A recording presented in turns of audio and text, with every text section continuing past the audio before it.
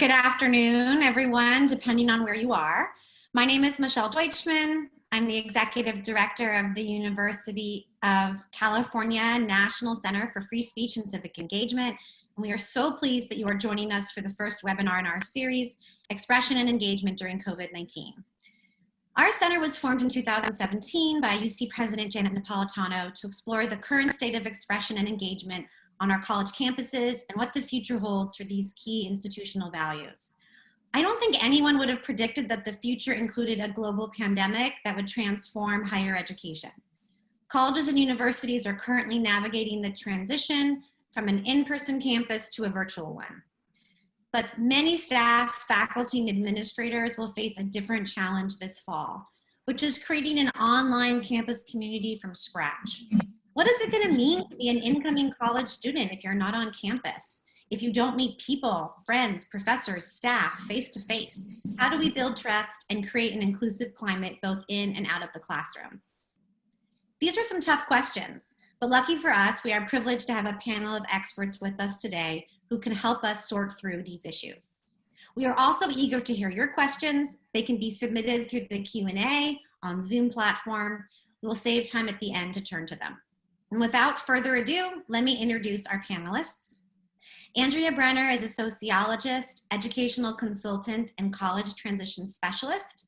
She and Lara Schwartz, Director of American University's Project on Civil Discourse, are authors on How to College, What to Know Before You Go.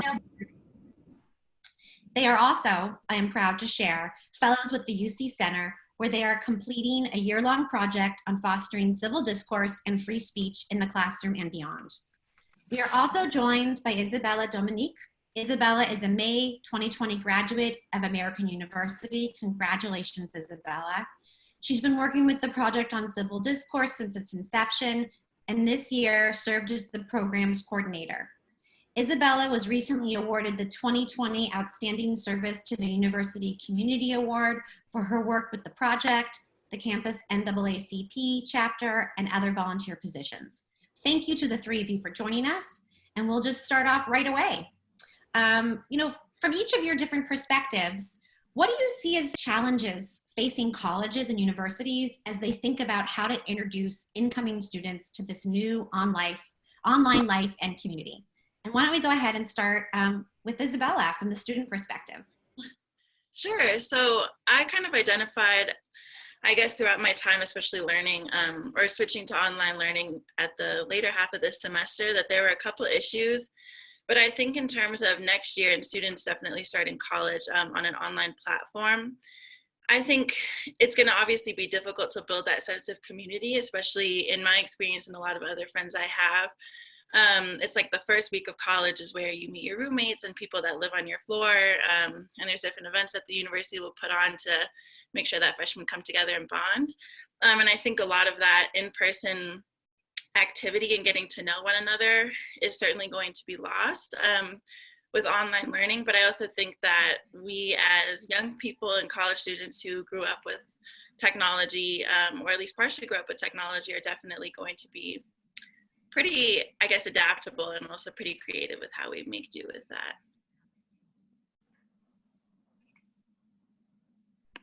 Thank you. That sounds very hopeful, which I think is good to hear. Andrea, do you want to talk a little bit about first year programming? Sure. So I would say as students have more restricted or even no contact with their physical institution, colleges really face the challenge of helping students build relationships with faculty and staff, but also with their fellow peers on a human level, as Isabella was mentioning. And this is a really interesting dilemma that I see. We're sort of teetering on this fine line between all at once feeling so apart in our virtual world and also dangerously too close to see each other, as you're seeing me in my home right now, in our private lives on Zoom.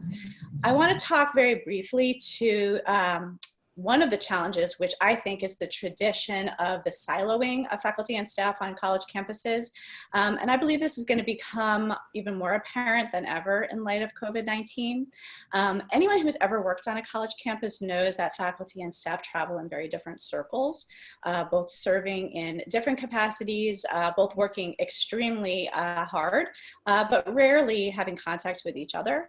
And for the most part, I think this has been okay. Students have really been able to navigate the college experience with two worlds, one inside the classroom and one outside the classroom. A student, for example, might spend hours of a day with a professor in a science lab, and then another professor in the same week who is their professional mentor. But they'll also be spending time that week with the director of their a cappella group, or the residence life staff member, or a campus chaplain, or a coach, or even a mental health counselor. And each of those mentors are incredibly supportive to that new college student, but they, as individuals, haven't really met each other. And I think that this siloing is going to be really a challenge as we see colleges going online, when students need to find academic connections and more mental health support than probably ever before. It's already challenging for new students to nurture all the different parts of their student identity when they come to campus in person. And I think it's going to be much harder when they can't walk easily from one building to the next. So I really hope we see a more united student-facing experience for new students who decide to commit to college during COVID-19. I think we need to remember that that important college connection between the student and their campus is not only made up of those formal in-class faculty-student relationships, but also there are really many that are created informally. And if campuses are closed, I think there's going to be a lot less casual in-person meeting, which is going to dramatically affect students. So I think, to answer your question, I think collaborating between faculty and staff is super important so that new incoming students can have the richest virtual college experience possible. Okay, thank you. And then we'll let kind of Lara take it home with some challenges from the faculty perspective. And then, not to worry, we will turn to how to address these challenges. Yeah, and there are opportunities too. So I like that Isabella gave us a hopeful sense, and we should bear those things in mind. I have identified some challenges. I have three things I want to focus on, and we will look at solutions too. So the first is a tension between providing sorely needed community, connection, and engagement and opportunity to be heard for students who have been very isolated, and ensuring universal design across both a digital divide and across potentially time zones. So questions like whether meetings are synchronous or asynchronous, how much video streaming to do, and all manner of accessible technology issues are more important than ever before. Because I think the idea of a college delivering solely, for example, asynchronous programming, which is often very accessible in the sense of that everyone can use it, there's that challenge of you have students that really need to have that togetherness that Isabella identified and create this community very mindfully. So that's thing one. Thing two, when you think, and this is a first year programming issue very, very especially, and this is something we talk about in the book, How to College, we talk about getting students to take a snapshot of the class that they're going to meet. You know, who is going to be with you? Who are these people? What's this community you're in? And that's more important than ever because it's going to be very difficult to talk about things like privilege and inclusion in a class that has experienced more deprivation of previously, ordinary things than any we've seen in quite some time. They've lost out on commencement and prom and senior week and all of those things. Instead of slacking, they've been under their parents' eye. But it's really important that we have these conversations because our bubbles are actually deeper and tougher than ever. A suburban student might be unaware of the challenges to broadband access that online learning brought her rural peers. That a suburban student might be completely unaware. That students in urban schools were literally in lockdown because utilizing their elevators and hallways in their high rises might have been dangerous, and there wasn't that blowing off steam out in the yard.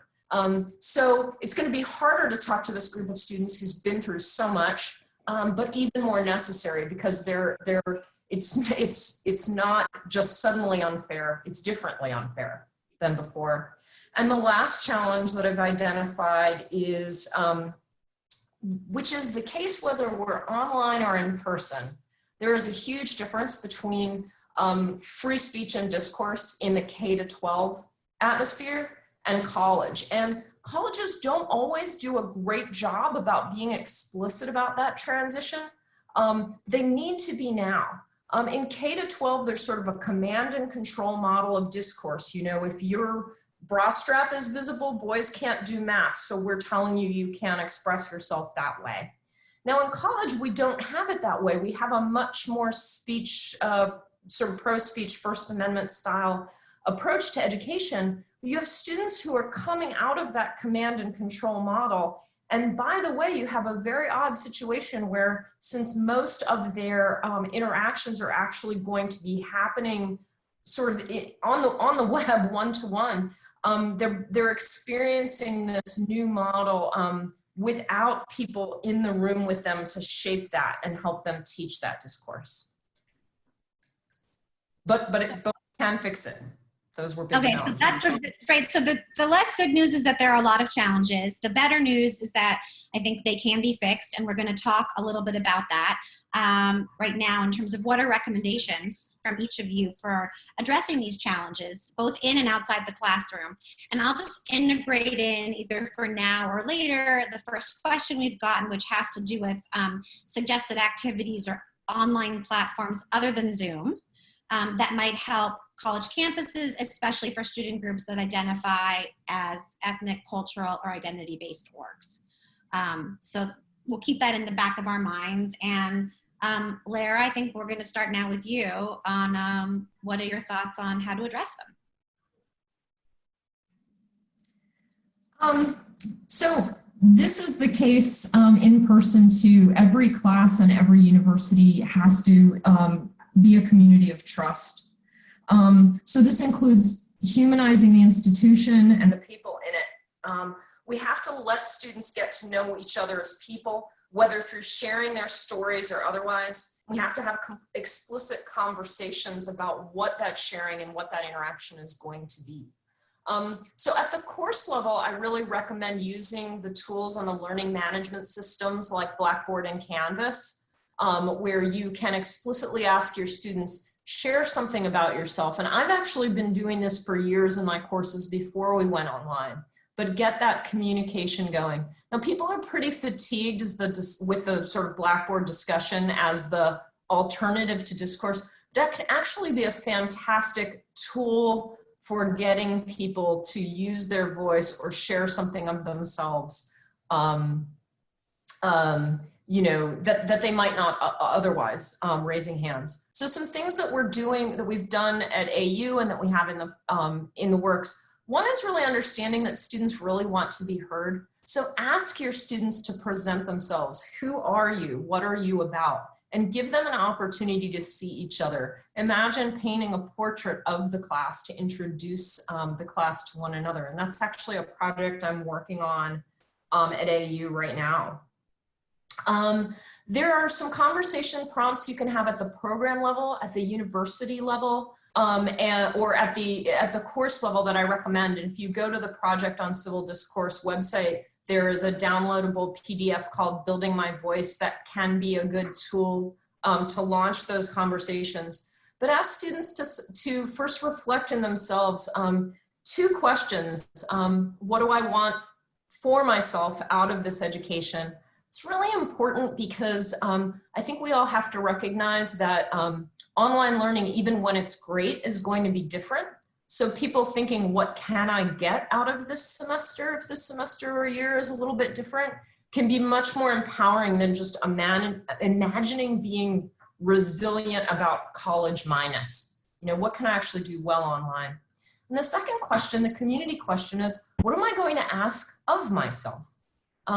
Ask students what they think it takes to be somebody who's a good classmate, student, colleague, teammate, fellow chorus member in this online environment when we're looking after each other. Encourage, as I mentioned, encourage people to learn about those around them. And in every classroom, be very explicit about how what you're doing ties into a shared mission. We all have a shared identity as learners and community members. There's this idea that you're building it from scratch if it's online because you don't just walk by one another.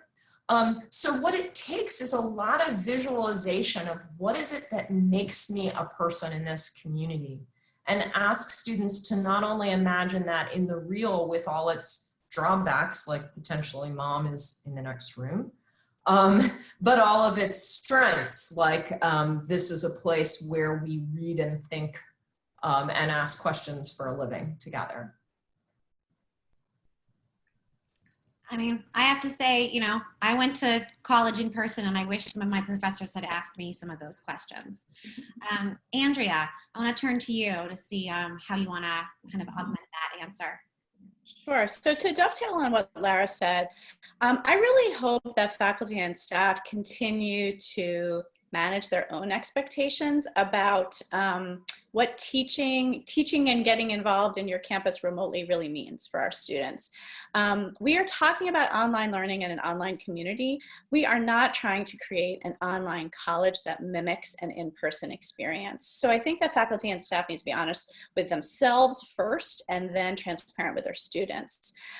We absolutely can't forget the peer-to-peer experience of first-year students and the learning that takes place outside of the classroom, in a residence hall, in a gym, at a club and organization event. And this is actually how students often practice leadership skills and college-level communication skills. And that sadly might be lost.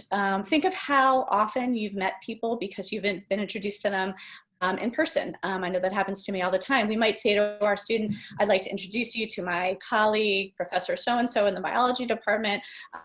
She might be able to give you some advice, or stop by Dean Johnson's office to get your questions answered. This is gonna look very different in a virtual world. We can mimic some of these online experiences online, and certainly new friendships and new mentorship opportunities can form online. But I'm gonna put on my sociologist hat here. As humans, we're sort of socialized into reading social cues and reading somebody's gestures when we meet them and we form new relationships built on trust. And these are not present in the same way in a virtual manner, and that's really important. And I do think, as I said, we need to be as transparent with our students as possible. I also want to go back to what I was saying about faculty and staff siloing. I think it's a real opportunity right now for faculty and staff to learn from each other and respect each other's expertise. For example, a faculty member may have already mastered or will be in the process of mastering how to provide high quality education virtually to students. Everything from teaching new material to creating environments for productive discussion, managing individual group projects, and even assessing students' work. And others on campus, like staff, can learn this from our faculty. And then on the flip side, forward-facing staff, you know, Dean of Students Office, Residence Life Orientation, Disability Support, those are the experts on campus in the developmentally appropriate language of 18-year-olds and what they need to hear, and they know how to work with overwhelmed students. So I would say that's the group of people who know how to work with the human connection, and they have a lot to teach the rest of us on campus as well. Finally, mental health experts in particular will be extremely helpful to everybody. They know already how online-only education is going to psychologically impact students and how to handle some of those anxieties. As Lara was mentioning before, even this language of hope rather than despair is so important. And I think we really need to be learning from each other at this time. And just to add to that, and it came in on the Q&A as well, One of the great things about collaborating more with our colleagues in this time is that it also gives a real visual and tangible confirmation that this is indeed a community. So, you know, in my perfect world, we all sort of work for our librarian overlords, right? Everybody knows those are the people on campus who can help us the most. So I have already begun seeing how the work that's so integral that our research librarians can do in providing, for instance, information literacy and sort of use of the college skills in an intro 100 level course. I've already been talking to a great person about how we can actually model by sort of videoing and sharing our conversation on her expertise as an introduction to a module in which students will work with our wonderful library on some of the skills in my course, so they're literally seeing a community of colleagues working together. Now, I'm in a very DC-oriented, pre-professional oriented program as well, so I will be integrating guest speakers and people in the DC sort of professional community into my courses as well, for the same reason of both it is good education, but also in demonstrating the extent to it, and some people from across campus, for people who look at some of our problems from different lenses, whether an economist or historian, again, to demonstrate that these connections, this work together that's going on, still takes place, and create a space of the course that is truly a community of people working together, including other elements of our campus who are often so critical, but at the course level more invisible, because we ordinarily meet in one room at one time, and those are the only people who are there. And that's an example of taking one of those opportunities. What if those boundaries of time and space didn't keep us as siloed because we're doing something more virtual and flexible? What additional things could we do together that we'd never done before? Could our course be more open and sort of pliable, sort of permeable across previous boundaries than ever before? And I think when we look at our syllabi, we'll find those spaces where it does make sense to have a colleague weigh in and be part of the learning experience for our students. Thank you, Lara. All of that is really helpful. Before I turn to Isabella, I certainly want to just echo what Andrea said as a sociologist. This is one of the first times I've, moderated a conversation where I have no sense of how the participants are responding in terms of their social cues. So it is something to get used to. So Isabella, talk to us about, from your perspective as a now graduate, and having had some time to use the online platforms, what your recommendations are for building community. Sure. So I think the most important, abstract concept for faculty and staff to understand, and this is still something that was relevant to with in-person classes, but I think far too often students' needs aren't really taken to the forefront. Like, a lot of times we have experts and different administrators who play a role, and it's sort of, decisions are made based on what they think without actually talking to the students and realizing what our wants and needs are. And so I think next year, if classes are online and there's online learning, I think it's definitely important for administrators to take the time to think about what is it that the students want and need, and how are they communicating those needs can be met. Because a lot of times we know how they can be met. It's just the lack of conversation that is there. And so I think with that, a lot of times, especially us as young people, like I mentioned before, growing up with technology and like knowing how to use different social medias like TikTok and Instagram and all that other stuff that's just being implemented like every week, it feels like. We know how to be creative and still build community, because that's kind of like how we grew up, especially the kids who are just now entering college. They're even being 4 years younger than me feels like a lifetime away. And so they're going to be a lot more creative than even I could imagine in terms of like building community and finding a space to get to know one another and make that experience more impactful. So I think the first step is definitely faculty and staff letting students kind of take control of that process as well, seeing as how we just have a lot of experience with online technologies. And I think also to answer the Q&A question about specific platforms or other resources for clubs if they identify like culturally or ethnically. I ran my campus NAACP for the last few years and was very involved in the Black community at American University. And AU just rolled out, I think it's called Campus Labs is the program, and they just started that rollout this last year, which I'm sure they're very thankful for, because now it's like very important that we have that. And Campus Labs is a website. It is also like an app in different other forms, but it basically functions as a way for clubs to register as a club and interact with administrators and other students. So every student has an account, I think, just when they become a student at the university. And you can like ask to join clubs like on the platform, and like the clubs can post their bylaws and like events they have, or like any kind of updates that they have, and you can apply for positions on there. So it's literally the same thing as like in person, only it's online. And I think like our school rolled that out just for the purposes of like starting to streamline the processes through student activities. But I think that's something that a lot of universities should definitely look into, because it's just a great way to keep everyone organized, and a great way to keep students engaged. And then I think too, in terms of giving students access to faculty and staff that maybe weren't as accessible or weren't so much on the front lines.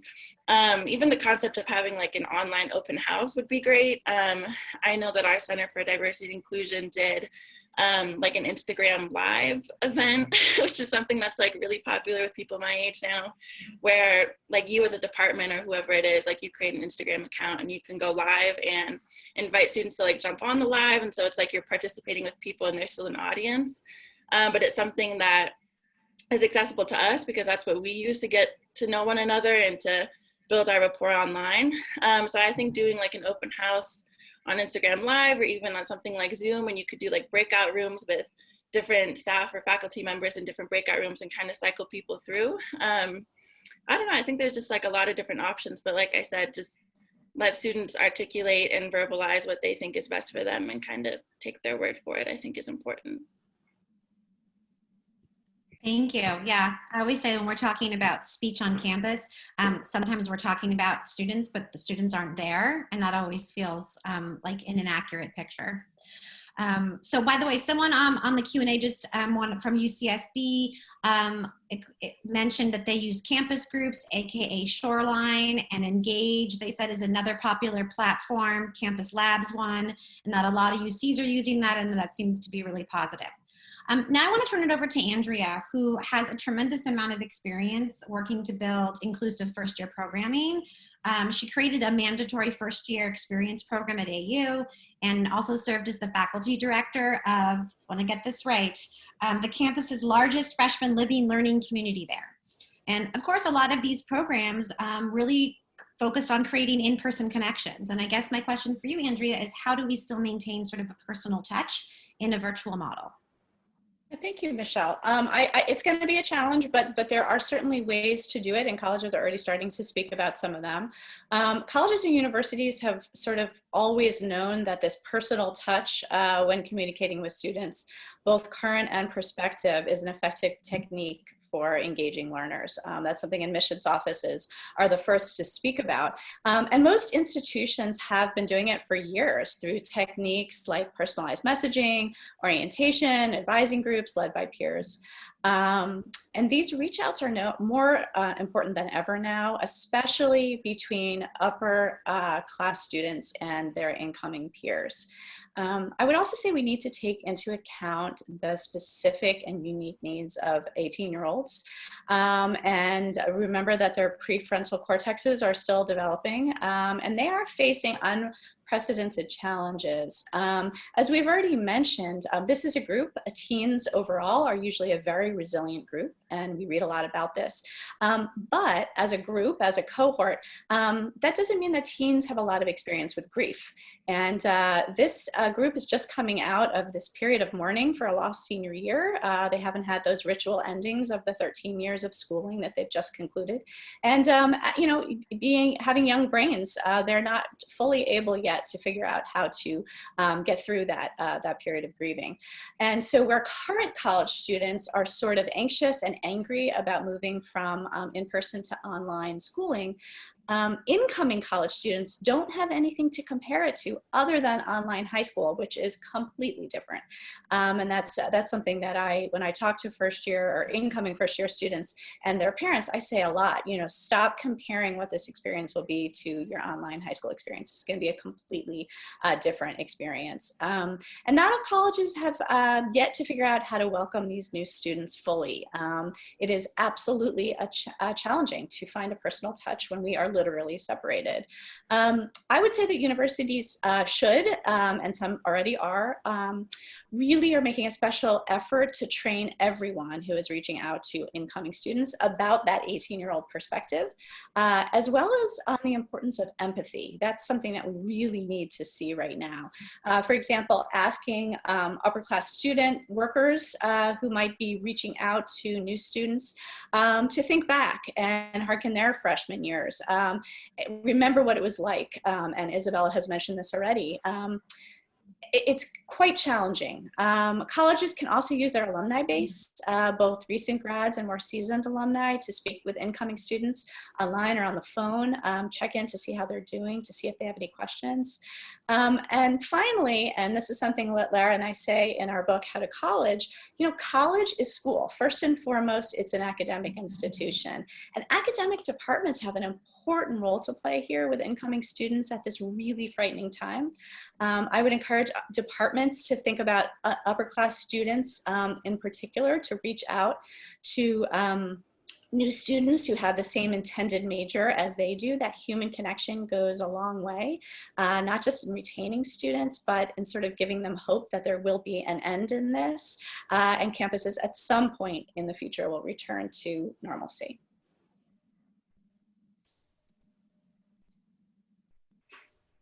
I think everyone is looking forward to that time. I think the hard part is that we don't know exactly when that's going to be. I wanted to make a note. We have a couple questions coming in about privacy, and I just wanted to say that the center is in the process of planning a separate conversation about data privacy and students. So I don't want to think I'm evading, but I don't think that's our topic for today, though it is an increasingly important issue. I want to turn to something that the Project on Civil Discourse, a program that they ran last week for incoming American University freshmen called Real Talk, Expressing Campus Speech Rights and Responsibilities. And I was wondering if Lara and Isabella, you could both speak to what kinds of issues arose during this session, especially that pertain to starting kind of virtual life on campus. This is sort of up to the minute you just had this opportunity to be with incoming freshmen. You want to kick it off, Isabella? Sure, that's fine.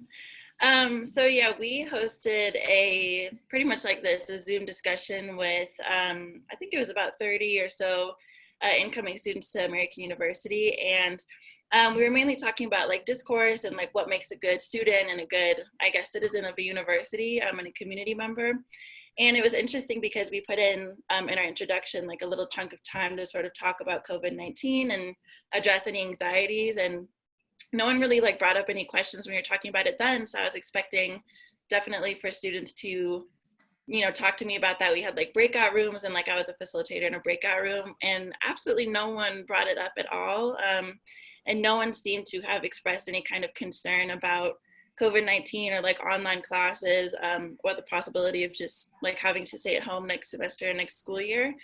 And that to me, I guess it's concerning because I think like the disconnect that at least is going on in my brain is I think for me, like as a college graduate and as someone who just lived in DC for 4 years, like I think I'm just more in tune with the news and sort of what's going on in DC and the community that I just lived in for the last 4 years. So I'm aware of like what our mayor is doing and sort of what DC is proposing in terms of stay-at-home orders. Whereas I think students coming from all over the world, you're just not in tune. Like you might not even know who the mayor is, which is fair. Like you don't live there yet. And so I think a lot of students might just be going in with the expectation like, oh, everything is normal. Like we haven't really heard anything substantial or concrete from the university. But that to me is also concerning because I'm not sure they're quite prepared for the reality if it is the fact that, AU or whatever other university might go online. And I think that lack of preparedness now is going to be a lot more painful to realize as summer goes on and you're kind of like preparing to leave your parents' house and like start a new life and do whatever you wanted to do in DC. So I think that to me was the biggest concern, that no one seemed concerned about COVID-19. Yeah, we were ready, and our colleague, another class of 2020 project on civil discourse facilitator, had this great icebreaker about, use the chat function, and the chat function can be fun, and we like icebreakers. We like starting with, hey, you talk, tell us what color your mood is right now, and it was all like yellow, pink. You were like, and people were upbeat. But I think that's important too. I think we all recognize that as news comes out that whatever version of college is happening in the fall could be somewhat different than what you saw on your tour if you took one, the previous year. There'll also be a bounce back, because something that was immensely hopeful about that session for me was looking at how excited that group of students was to engage with a question. It's senior year of high school, it's midday during the week, and they've gotten on board to have a conversation about challenging discourse questions in the college environment. And they're pumped to do it. And the feedback that we got was really, really great. And it reflects, the feedback that we get, whether it's on the facilitated discussions we do in person, or the kind of feedback that I always solicit before, during, and after the semester in my classes, which is when students have opportunities to communicate in smaller groups together, particularly with someone like a peer leader, someone like Isabella has been at American University. The results are fantastic, and that can come in your orientation program, utilizing those students who, by the way, are hungry for community too. Their continued place in their college community is something that could really use anchoring, but also in your courses. And I've been having conversations with my students and with some of my colleagues as well about the opportunities to utilize students as undergraduate teaching assistants, discussion facilitators, sort of course supporters and community builders in classes, including the ones where I have done so before, because that connection with someone who is, and there's so much great research on the role of peer leaders, in all kinds of educational environments, but someone who's been through some part of what college is. And again, it's the difference between sort of being, just virtual. College should be literal, not virtual. It'll be digital, but it'll be real. And it's more real when there are people in it. And what I saw, some unfortunate group of our students in this program were in a breakout room with me instead of a cool person. But to the extent that you can involve your amazing students in programming, particularly incoming first years, that's who they really want to know, no matter how fancy and good you are as a teacher. Yeah, I mean, that's great. I think it's important to remember that digital doesn't mean that it's not real, right? It's still very real. And speaking of real, Isabella, if you're open to it, I think I would be interested in your sharing, your experience both about what it's been like to graduate as in a digital graduation and kind of go into a world where your future plans might be different than what you expected, and maybe kind of knowing what you know now, what you would say to some of these incoming freshmen. Sure. Yeah, so I guess starting with the digital graduation, that was funky. I don't know, definitely wasn't anything that I was expecting, obviously. And I think it's challenging, right? Because schools obviously just kind of had to come up with a plan on a whim. And thankfully, at least like my university is making plans to have some type of in-person ceremony, assuming the world decides to open back up in December. So I'm thankful for that, but it was definitely weird, like my family and I sitting in the living room and, we were doing like a mini celebration and then watching the pre-recorded graduation. They were just like, okay, like congratulations, everybody's graduated. I was like, oh, that's crazy. Like now I'm just not a student anymore and I'm just in my living room in Colorado. So it was definitely very strange. And it still feels weird. Like sometimes I'll get home from work and I'm just like, oh, like I don't have to do homework. This is a very weird feeling. And I think also too, in terms of my postgraduate plans, I'm someone that just really liked to plan. And I feel like all throughout college, I tried to continuously set myself up for success post-grad. And I think I had myself like on a good track, but obviously with COVID-19, that just kind of threw everything off track. So now it's sort of taking probably like 10 or 15 steps back and realizing like this is more so about survival now post-grad and not really about like the luxuries or different things that I think I was trying to set myself up for. So now it's just sort of like I might have to take a job that is considerably underpaying just because it's better than having no job. And instead of like wanting to find a job for 2 years before going to law school, like it might have to be something for a shorter amount of time and then deciding to go to law school earlier just to try to get by. So I don't know, a lot of it has been really one day at a time and realizing that there's really nothing I can do about the situation and just kind of trying to put my best foot forward and figure it out every day and like use the resources and different professors and staff like that at AU. And then I think too, my advice for incoming freshmen is probably the same thing that I'm going through now. Like it's a one day at a time type situation. And I don't think that you should have your expectations lowered per se, but definitely make them realistic. Especially too with that first year being where like you have roommates for the first time and like floor experience in your dorm and like different people that you're meeting every day in different clubs. It's not going to happen in the same way, but eventually someday the world is going to open back up. And so that same experience is still going to happen in person. It just might not be at the time you thought it was going to be. And so I think with that, especially like starting college, I think my biggest regret is kind of not being as optimistic. And obviously like I started college, like when everything was normal relatively. And we were in person. But I think I was just kind of pessimistic about like moving so far away from home and like I was just kind of grumpy the first few weeks. And so I think definitely like be optimistic and be positive and try to make the best of it because I think that attitude and mindset is going to carry throughout your whole college experience. So say yes to all the opportunities that you can get online and try to make the best of it. And then ideally things will resume and we can do the in-person stuff and introductions later. I mean, I think that's good advice, not just for college, but probably for life. And a lot of us can and should heed your wisdom. I see that we're, getting towards the end, not at the end. And I do want to leave time for participant questions, but I do want to spend a minute talking about actual discourse and dialogue and whether that's going to happen in the classroom or outside the classroom. And Andrea, why don't you start by telling us a little bit about what impact you think the online setting will have for discourse and discussion in the community and in the classroom. Sure, and this is something the three of us have previously discussed. So I guess what's anticipated is that some incoming students will be less inhibited speaking online and therefore maybe more participatory in class than they even would be in person. Some students will also reduce their inhibitions, which sadly may result in much more hateful and angry, ugly speech. And other students might appear apathetic about participating.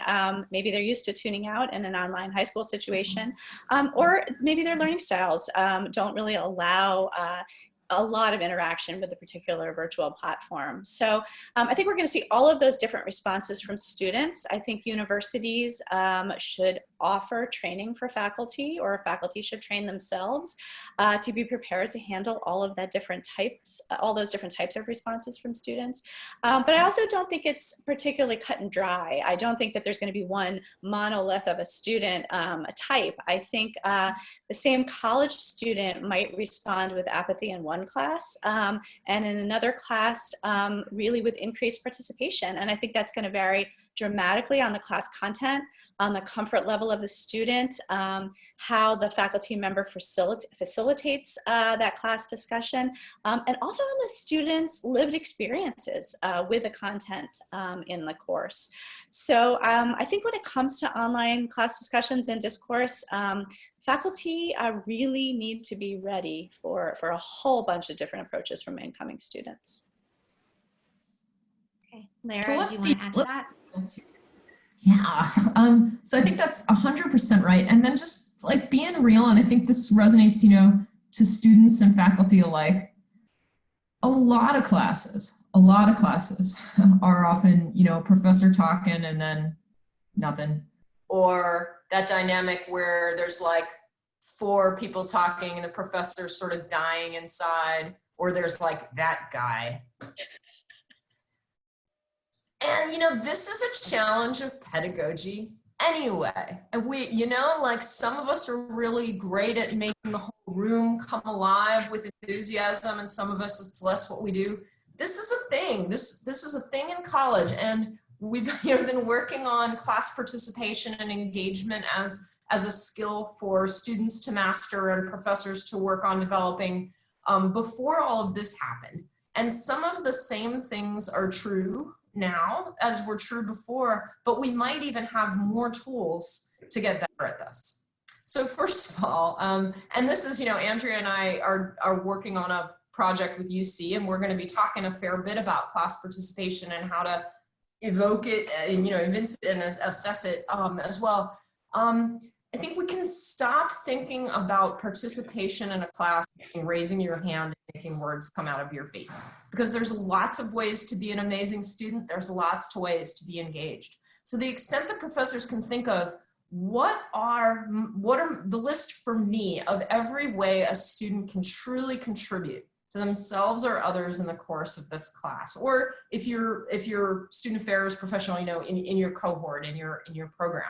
So off the top of my head, for me, it's helping a peer understand the material, taking on something challenging you hadn't before, reading widely outside, sharing an interesting reading on the bulletin board, asking a question, contributing, confirming and expanding on something someone else said, getting better at taking criticism. There are 1,000 million ways to engage. And the bigger a list you create, the more likely it is you're going to sort of catch fire and make that list be kindling such that, everybody is engaged. The idea of what's lost, as looking at this educational model from sort of a deficit model, sort of assumes those few people who came in and were really doing the out loud thing that we just noticed without creating it, that part of class participation.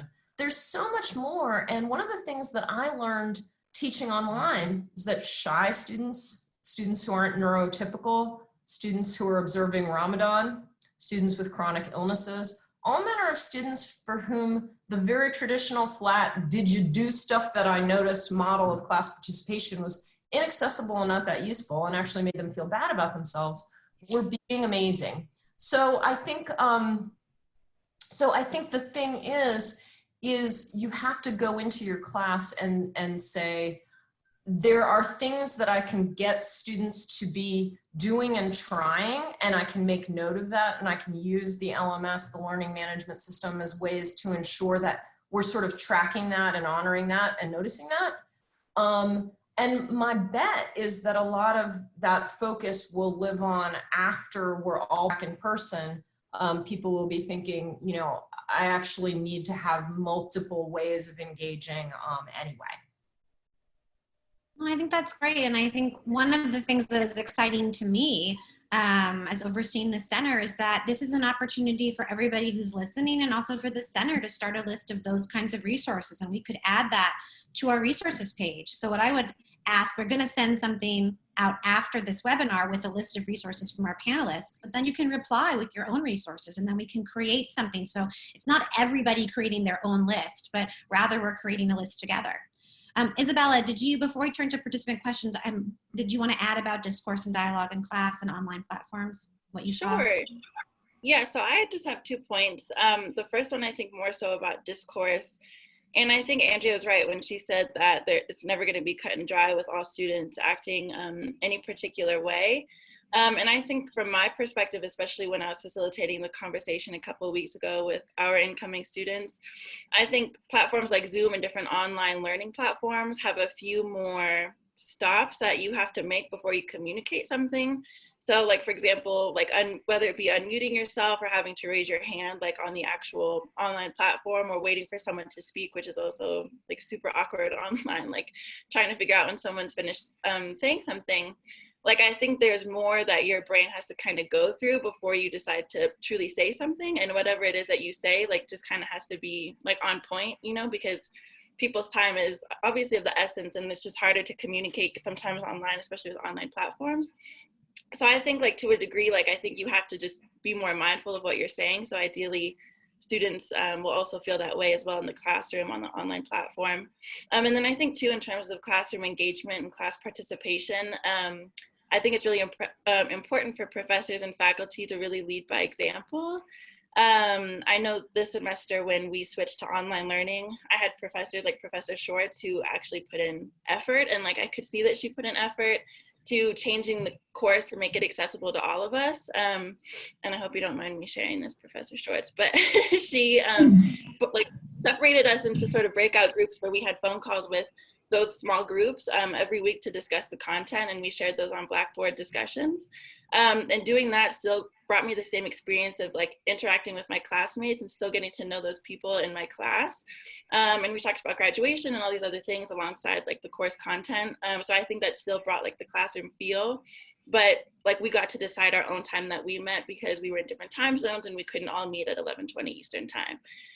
So I think stuff like that, where I could tell the professor put in effort and still cared about us learning the course material, was so important. Whereas I had another professor who was like, I'm not going to modify the syllabus because the integrity of the course is most important. And then we just didn't do anything. Like, we never met as a class, and we were supposed to do the readings, but if no one's holding me accountable, and I wasn't that interested anyways, like no one's just going to do that. And so I think like me knowing that that professor obviously didn't really care to make our experience easier or better or just as valuable as it was in the classroom, then I'm just not going to really care to participate in your class anymore. So I think definitely like leading by example and putting out the energy into the class that you want to see returned is really important. Well said. Thank you. I'm going to take a minute now to turn to our queue of questions, and there's a couple that I want to try to get to. One of them sort of relating to what we were talking about as students sort of growing up being sort of digital natives, so to speak, and that one participant is sort of talking about a mismatch between what we imagine as these digital natives and what the expectations are. That as a professor, she has had experiences where a lot of students are having distress and challenges adapting to the online classroom, and sort of why there might be this sort of mismatch between, you know, what we imagine they're able to do and why it might be a challenge. And I'll let either of you, any of you, have comments about that. I mean, so online learning is a tool, and school is a tool, a classroom is a tool, a course is a tool. And if someone, you know, walks into your garage and says like, which is better, a wrench or a screwdriver, you know, you should be asking like, well, what do you want to do? And I think that we should be expecting better classroom experiences or classroom, you know, experiences in the fall, because I think there's a difference between taking a project you were in the middle of and saying, how do we finish this? And creating something and saying, how do we do this? What are we going to have here? And so my classes, one of which for the old people among us, you know, I call Freebird because I've done it like a jillion times. It's a classic, you know, is going to be different. And another I'm just completely recreating. So I think starting, and we should be doing this with students and asking them to do this with themselves too, instead of a deficit model of, oh, what is going to be hard to patch up? What's wrong here? Asking, what can I do with a bunch of people in, you know, 14 weeks consisting of maybe two blocks of time in each week with attendant, you know, reading, video watching, communication? What can I do if I have this set of resources?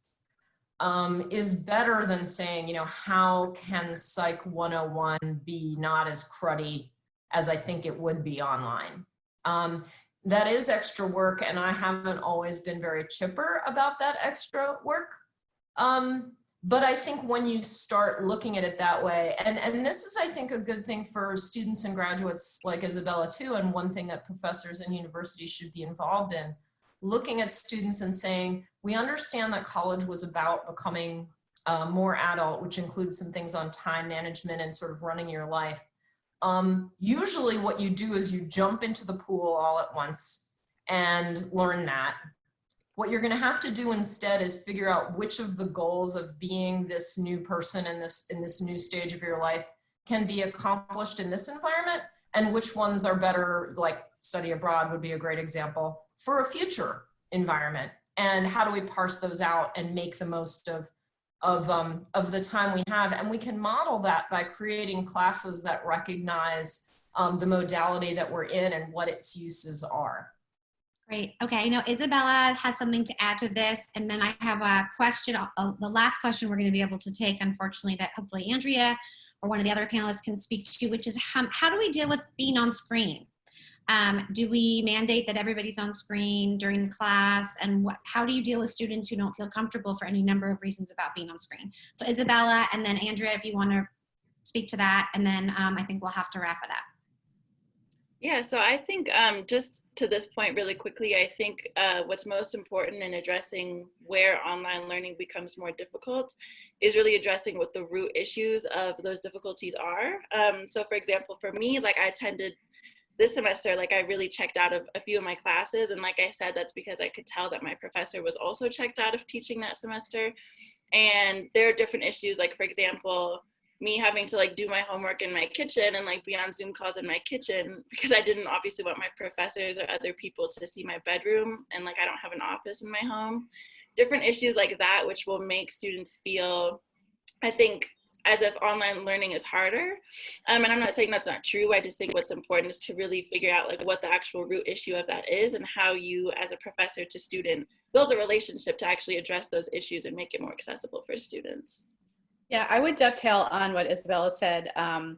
I think that if the expectations are that everybody's video is on and that is clear, that is transparent, that's one thing. If there is student pushback, I think it's up to the faculty or staff member to find out why. And that might be a one-on-one Zoom meeting. And maybe it is an economic situation. Maybe there are multiple generations of families living in a house, or there is no quiet space. Maybe that student, because their school has gone online, they have childcare responsibilities, they have younger siblings. That's a big one that we see. And then also learning styles and the presentation of self. I think that's a really important thing. So before jumping to conclusions, I think we really, as Isabella said, need to dive in and have faculty and staff ask students, you know, what is it about the video that's a strain for you, and can we work through this in any way? Thank you. So apologies to the questions we didn't get to. The good news is that our panelists have offered to, we will send out and share their contact information so that if you want to ask additional questions or continue conversations, they've been gracious to offer that. I really want to thank them. Thank you, Andrea and Isabella and Lara, for taking your time and sharing your expertise. We have so much to learn from you, and I wish we had even more time to learn from you. I want to just give you a quick heads up about some upcoming events. Lara's project on Civil Discourse will be kicking off an incredible webinar series next week. We'll include that in the information that we send out to you. It's going to be once a week from May 26th to June 23rd. And then the center is going to be having 2 other webinars as part of this series. On June 3rd, we'll be talking to Dean Erwin Chemerinsky of Berkeley Law, President Mark Schlichtel of University of Michigan, and Lauren Roble, the Provost of Indiana University, on leading through change. And then the week following, we'll be talking about the shifting landscape. What does activism and speech look like in a virtual campus? So for now, I'm going to thank everyone for joining us, and we'll look forward to seeing you too. All right, thank you again. Thank you. Thank you.